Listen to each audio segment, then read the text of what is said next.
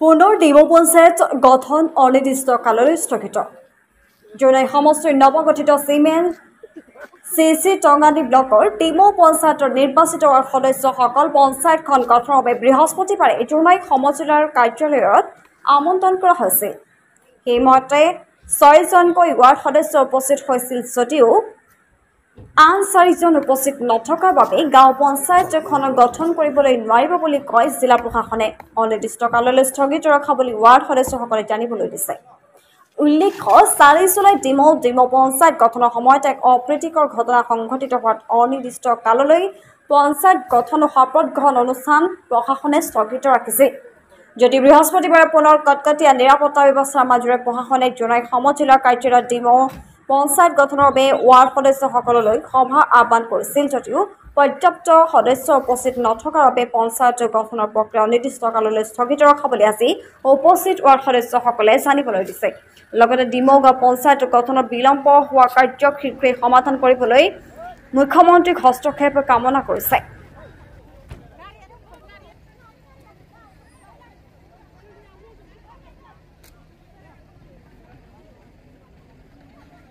আমি কি ব্যৱস্থা ল'ম? মুখ্যমন্ত্ৰীক ডাঙৰীয়া চাওক, আমি এইটোৱে ক'ম যে চবতে হৈ গ'ল, আমাৰ এই পঞ্চায়তটো ডিমৌ পঞ্চায়তটো কেলে পিছ পৰি থাকিব লাগে আৰু এনেকুৱা পৰিস্থিতিবিলাক কেলে হ'ব লাগে, ছাৰে যে অকণমান কিবা কৰে আৰু সিদ্ধান্তবিলাক লয় ভালকে। হয়, বহুত দুখ লাগিছে আমাৰ। হয় হয়, যোৱা 4 তাৰিখে আমাৰ শপত গ্ৰহণ আছিল, কিন্তু সেইদিনা নহ'ল।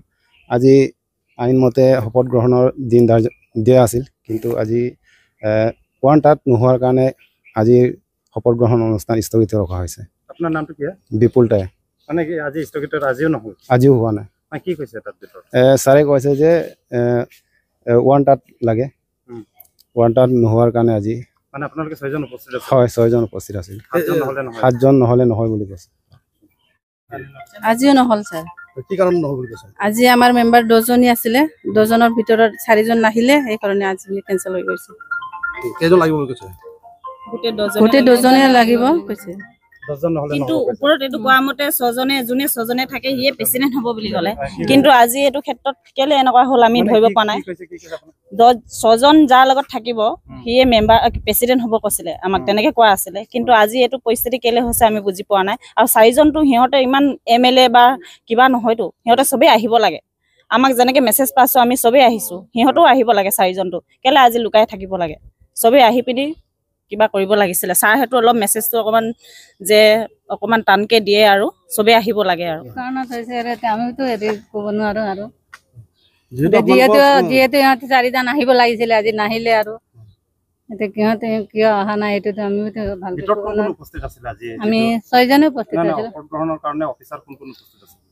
এতিয়া 3জন আছিলে বোলে, 3জন ছাৰে আছিলে আৰু DC ছাৰ আছিলে।